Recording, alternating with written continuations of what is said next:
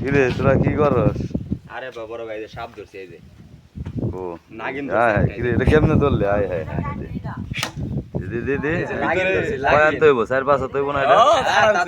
আয় হায় হাতে ধরে বোতলে ঢুকাই দিছি শেষ কোনটা? এই যে ধান খেতে না? হয় ধান খেতে ধরছি আসতেছে আসার সময় বাইপাসে পরে ধরছি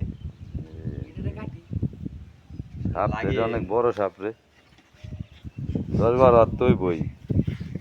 জুলেনে কাটকে দেন নাকি লিয়ে পুরা বোতলের ভিতরে না না বিষ আছে নাকি ভিতরে?